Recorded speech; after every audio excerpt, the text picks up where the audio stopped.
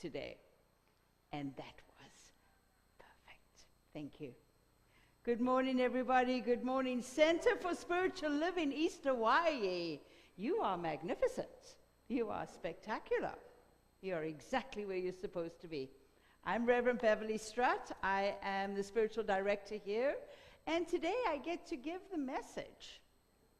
Don't know what it's going to be yet, but we'll see. I'm waiting for a little bit of action to happen. And if you see a vibration and a tear in the atmosphere, you'll know it happened. Please find it.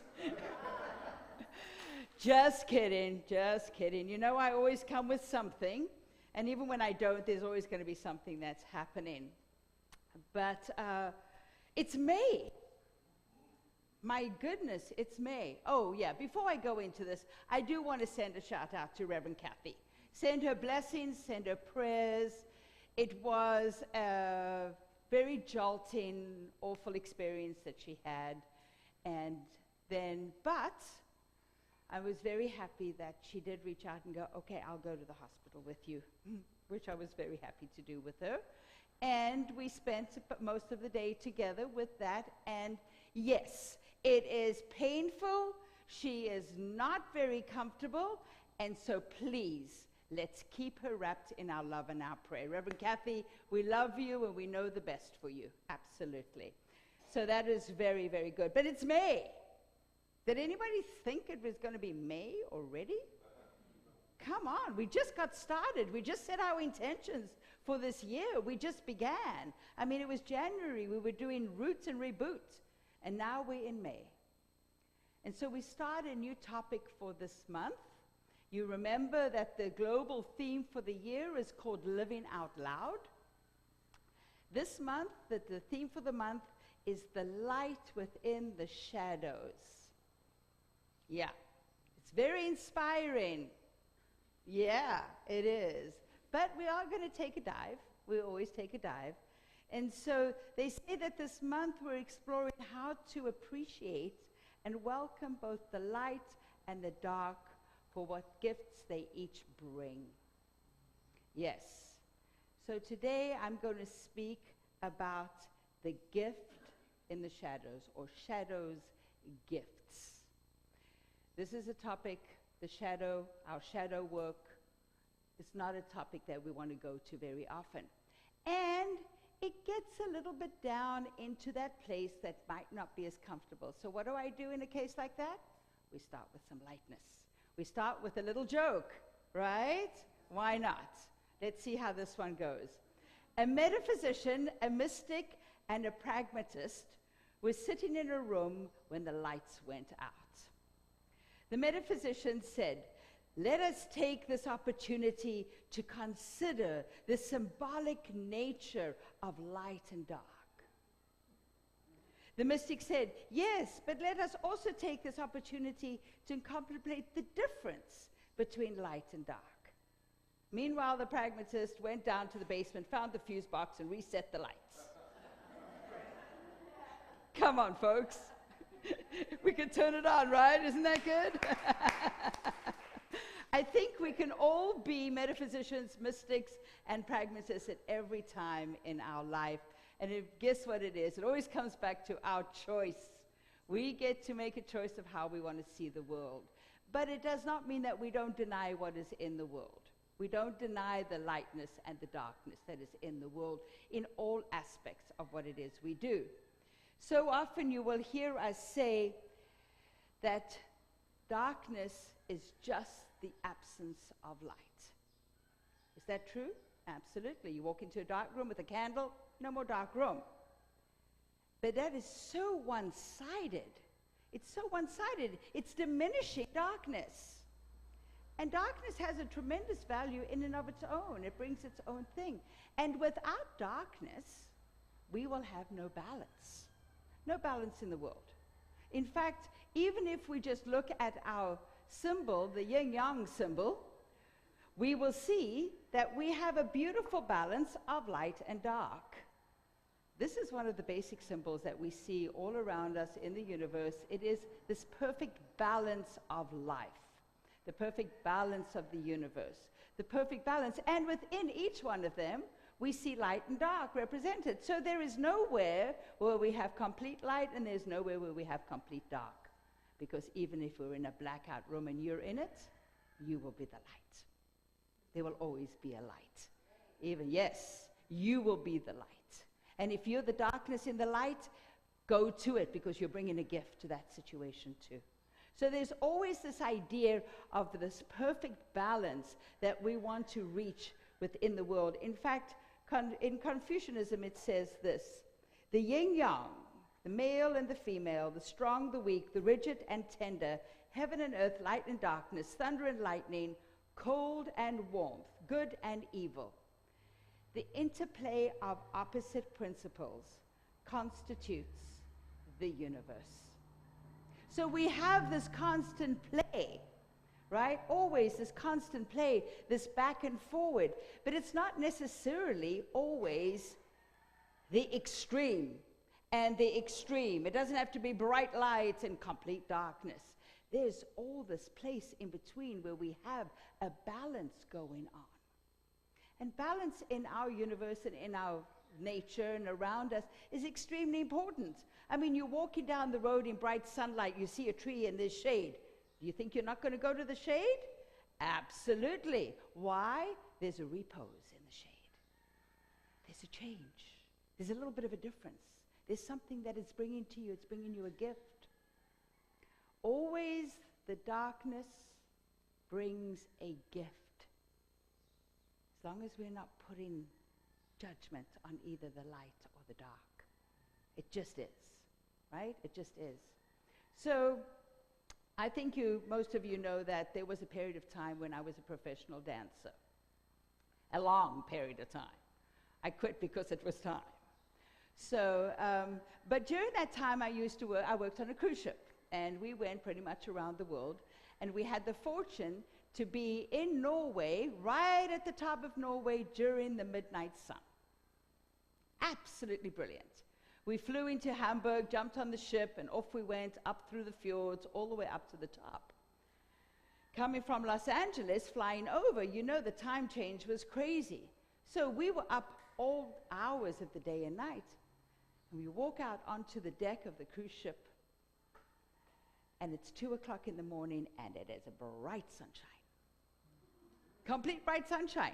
It was bright sunshine for the whole week we were there. We had to stuff our little portholes with our cushions, with our pillows, so we could get some sleep. Can you imagine? We had fun. Don't get me wrong. We had a brilliant time. We were out all day, all night, all day, all night. You can sleep later. But can you imagine if you lived in that environment all the time? Can you imagine if we had endless days of light and no darkness whatsoever? What would that do to us? How would that create an imbalance in our body? How would that just mess up our whole circadian cycle completely? Because even though we had our cushions blocking the light, we still knew it was light out there. You still knew. It's like even in Phoenix, when you go into the air-conditioned room, you're still hot because you know it's hot out there. And folks, we're lucky to be here right now. They're already over 100, so we're good. Anyway, getting back to the light and dark. So there's this wonderful necessity. In fact, if you look at the balance of our world, if we are just at that perfect degree, our axis, the perfect degree, we're just in the perfect distance with our moon, with the perfect, with the sun, with this planet, with all of this. Everything is perfectly aligned for life on this planet. Move one thing out a couple of degrees, bam, we're gone. And is everything else. So when we look around in this perfection of our world, with this balance of light and dark, we know that this is the way creation created it, created us to be in it, because the balance is a necessity for life itself. Okay? So it is a necessity for life itself. So the biggest thing of all for us is to take away the connotations or the judgments on darkness. We always want to be in the light. It's a little bit of how we work in society. Oh, yeah, don't look at that. No, come on, come back to the light, come back to the light. I like the idea of being happy and joyful all the time, except when I'm not. And you know those times when I'm not, they're magical. There's a magical time for it. But unfortunately, we have been conditioned by this whole idea that we should always be happy, we should always be joyful. And that to look at the dark side of our life, not even the shadows, this is not shadow work, just the darkness, is not to be in alignment with the truth of what we are. Yeah, come on, let's put that one aside. The truth of who we are is that we have all of these polarities happening within us all the time. What's nice is if we can reach that balance. You remember the other day I did the cross, the divine and the human. There's light, there's dark. Here is balance, where we meet the divine, where we meet the truth of the universe, where we meet the truth of who we are in that perfect balance. And one of the things we go to darkness for, or we look at darkness a lot, is when we think about depression. Yeah, this is not really a topic that we like to talk about, depression. It's got a bad rap. Depression has a really bad rap. And yes, there are times when it becomes a really overwhelming presence that doesn't want to move in you. But it also comes because it has a bad rap. So we're going to talk a little bit about depression today. We're going to refer to it as melancholy. It sounds a little bit easier. It's not so heavy. Melancholy.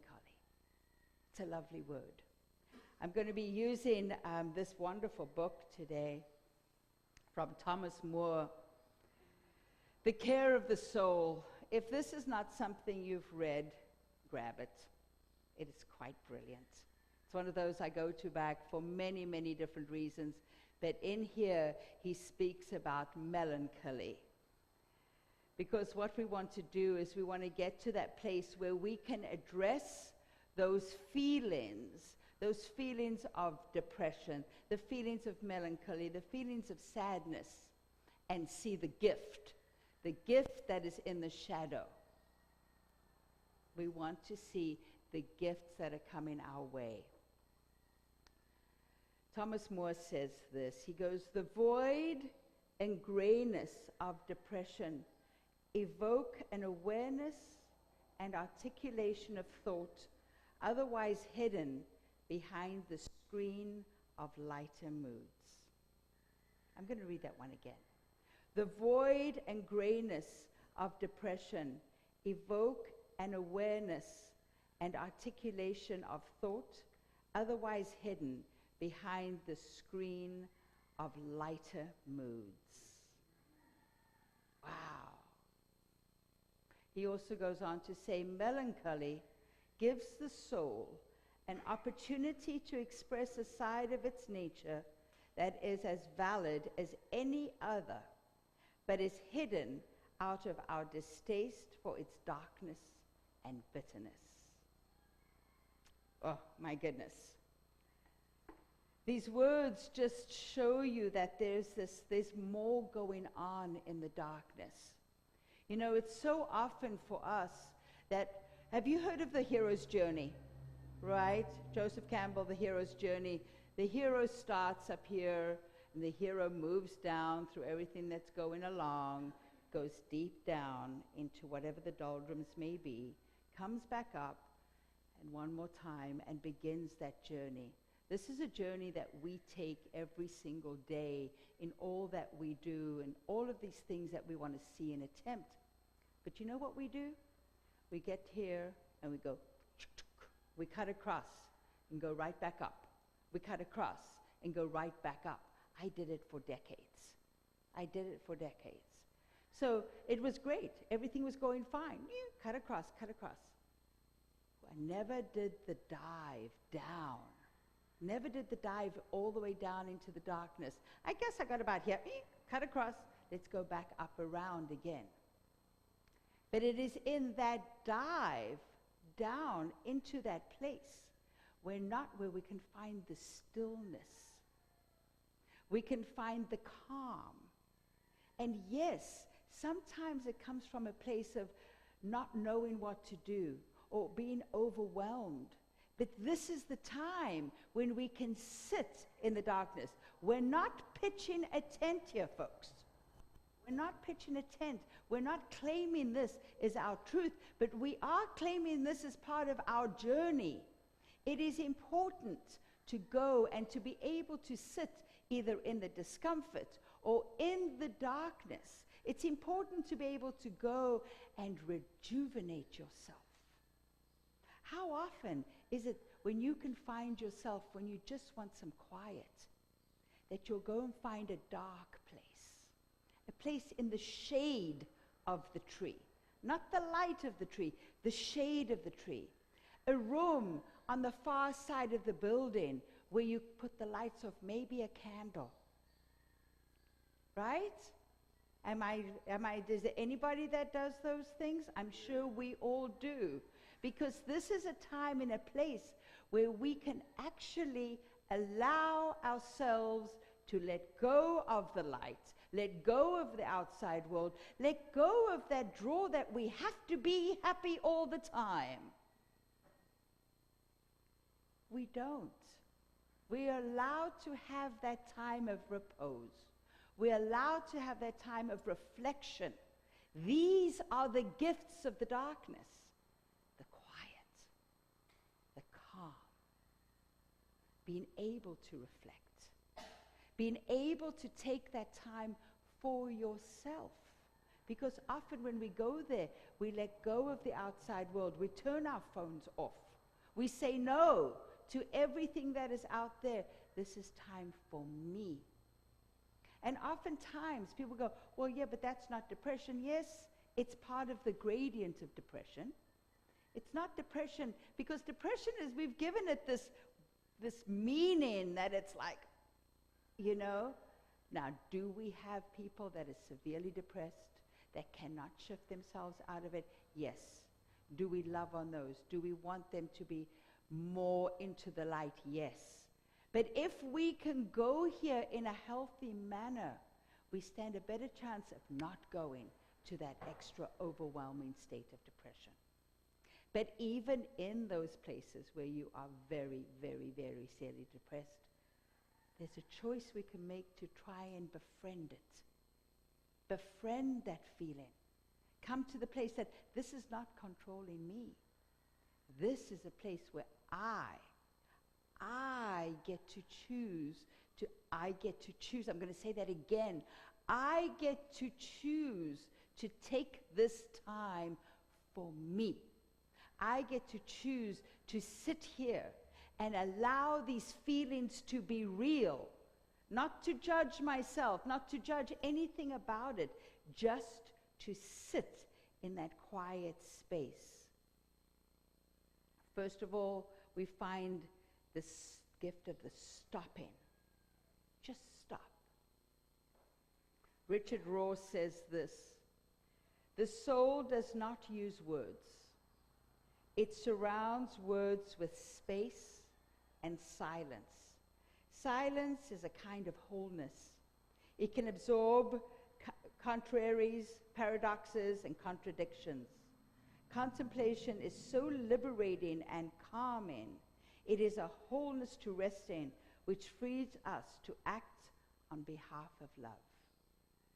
Contemplation is liberating and calming. It frees us to act on behalf of love. So when we allow ourselves to go to that place of quiet and calm and darkness, of melancholy, where we are truly allowing our emotions just to run forward, we're giving ourselves that freedom, that liberation to come forward anew. That's where we go into the silence. Another one of the gifts is that melancholy Melancholy thoughts carve out the interior space where wisdom can take up residence. Melancholy carves out the interior space where wisdom can take up residence. So when you allow yourself that time and that space to go there, and you are in that space, the melancholy is allowing, it's part of an emptying. It's carving out a space with something new. Something from the experience you had that is bringing forward. Just like Casey said, when somebody stepped on your toes, it was a gift. It was an experience to get you into a place for your highest good. Whatever experiences that's creating the melancholy in your life, if you allow it to carve out that space, you allow wisdom from that learning to come in and be a part of you, to propel you, to facilitate that next move up and into your next highest good. And also when we go there, we can go there again easily. Not go there, pitch in a tent, not go in there to get stuck, not go in there to wallow and to want to stay. No, we go there because it's good for us. The darkness is the repose from all this wonderful living, light, love that we're doing every minute of every day. There's these feelings of loss and emptiness that come back. You can get the feelings that you lack enthusiasm. They may actually feel negative, but they are actually being used to give life, fresh imagination. You do know that they say that sometimes change never happens when things are going well. I'm not going to buy that statement because I don't believe that statement. But if things need to go a little bit askew or hit a little bit of the melancholy or hit the darkness to get you activated in your imagination to change, this is a gift. This is the wonderment of darkness. This is the wonderment of the shadow. This is a place where we get to empty out the old and invite in the fresh. The emptying out of that experience that has taken you to this place, what we call darkness or depression. Thomas More says, the emptiness and dissolution of meaning that are often present in depression show how attached we can become to our ways of understanding and explaining our lives. We can become attached to these experiences, and we can become so attached to them that this becomes who we are. This is not who we are. This is just an experience. This just is. It has no value and power in and of itself other than what you're giving it. So we can give it the gift. We can take the gift. We can be the gift for us. Often our personal philosophies and our values seem to be all too neatly wrapped, leaving little room for mystery. Depression comes along then and opens a hole. Depression makes holes in our theories and assumptions, but even this painful process can be honored as a necessary and valuable source of healing. Depression pokes holes. It pokes holes. Isn't that brilliant? It's like we're all wrapped up in these ideas of who we are, and suddenly we're hitting rock bottom. We're hitting there. And it's giving us a place to break open. We're getting us a place to just puncture one little hole, so it starts to release the stuff that no longer serves us. It lightens us up so that we can empty out, bring in the new, get that imagination going, pick ourselves up and go, all right, let's go ahead and see what else is out there for me. Because it is through our imagination that we can see that rise back up out of the darkness. So one more time, I lean back into the symbol that is the yin-yang, where we go for the balance. We go for the balance in life. Brene Brown's in her Gifts of Imperfection, she says, only when we are brave enough to explore the darkness will we discover the infinite power of our light. Only when we are brave enough to explore the darkness will we have the infinite power of light. It takes a little courage to go there. It takes a little courage because we are worried that we're going to get stuck. No. We have choice, first of all, and then we have each other. Who of you, when you've hit that bottom stage, have gone, I'm not coming out to play? Yes. I'm not going to church. I don't want to be around people. I don't want any of this to happen. I am going to wrap myself up in this little place, put myself in my little dark space, and I'm not going anywhere. You're denying yourself the experience of the darkness. You're denying yourself that wonderful space of emptying out, because that's not emptying out. That is holding on. That is keeping the mystery at bay. I am not going anywhere. I'm stuck here. I'm stuck. And I'm claiming this for myself. I'm pitching my tent. I'm bringing out my campfire stove, and I'm going to be here because this is where I want to be. And that's it. I see a dog running around on a leash out there. Is she okay? Okay, good. Just want to make sure.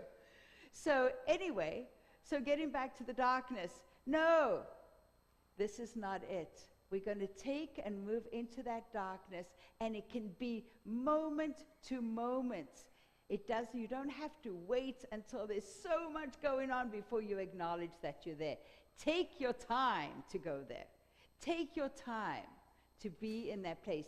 Take your time to empty out all that other stuff and allow your imagination to run wild. Allow your imagination to come in and go, I know where the light is. I want to move there, but I don't want to move there without acknowledging the beauty of where I am, the beauty of what I've come from. I don't want to move in the sunlight and not grab the shade from the tree. Never. I always want to go there because it feels good. It's refreshing. It's revitalizing. It's giving me a kick in my pants, and I'm going to get on my way, and I'm going to start again because there's more to be known. And I'm going to take everything I learned when I address that experience with me and go back into the mystery of the unknown. Because when you sit in that depression and you don't allow yourself to move through it or to actually process it, you're leaving the mystery of life out. So now, this is the challenge. This is the challenge for each one of you as we walk. When you get those feelings of darkness, depression, melancholy, that are calling for your attention, don't suppress them. Don't cut across the circle. Be willing and courageous enough to take the dive. Don't toss them away and go, I'm a beacon of light and I don't do darkness. No, we all do darkness. Accept it, go with it, it's wonderful. And rest in that place. You don't always have to be cheerful. You don't always have to be functioning and at that level of joy, because there is a contentment and a benefit and a gift to moving into the darkness. Be patient, be present with it. Lower your expectations of what you think you should be doing every single day. Take some time for yourself. Go grab a book, candle, go sit in that dark room, meditate, contemplate, do all those wonderful things. Take a watchful attitude. Don't be engaged. Just take a moment and be watchful for yourself and for those around you. And don't forget I said that if it becomes debilitating, befriend it. But more importantly, make sure that you reach out. Reach out. Nobody's going to want to fix you, I promise. If they do come to me, I'll beat them up. Nobody's here to fix you. You're not broken. You are in balance. You're going through your balance. You got a little bit off on this way, a little bit too far. We're going to come back. We live the whole gradient of the cross. This is the human. As we connect with the divine, we can move through all of this freely and easily without getting attached to any of it. And make sure when you see somebody that's there, light the way for them into their darkness and assure them that they are still the light, always. So in conclusion, I have for you today a little piece that I wanted to read. One does not become enlightened by imagining figures of light, but by making the darkness conscious. That was from Carl Jung. So there's this old Sufi story about a thirsty man who follows a muddy stream into a cave.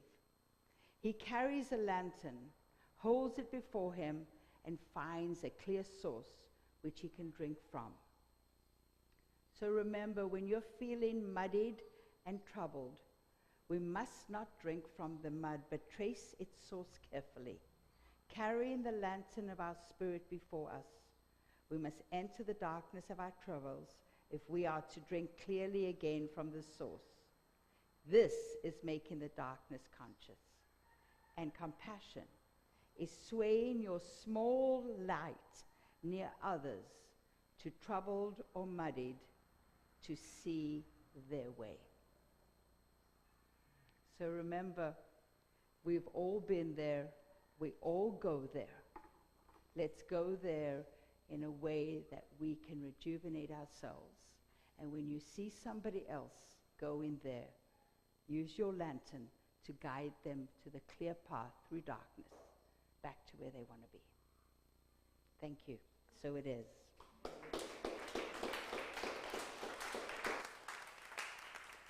Take this to prayer.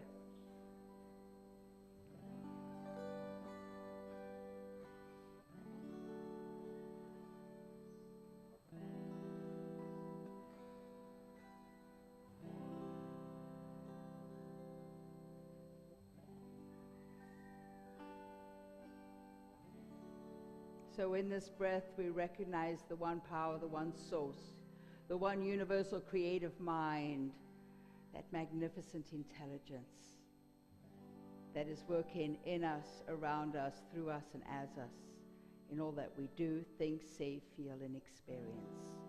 It is all that there is. It is the only activity.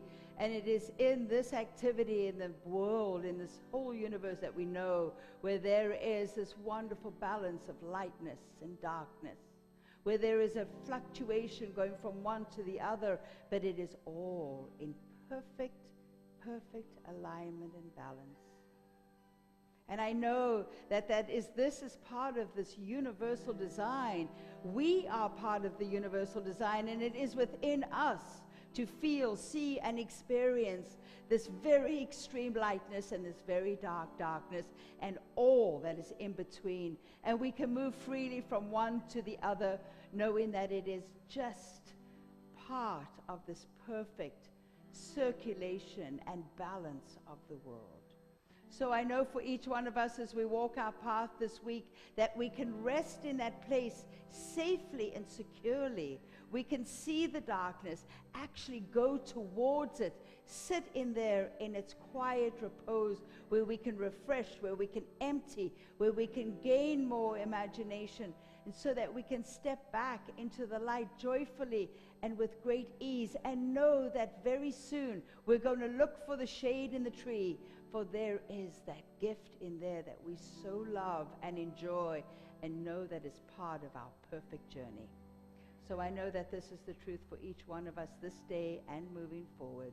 And so I just release this prayer of knowingness that Spirit has already said yes. Yes, my beloveds. You've set your intentions, you've expressed your desires, and it is already done, and done magnificently. So I just release this prayer knowing that it is so.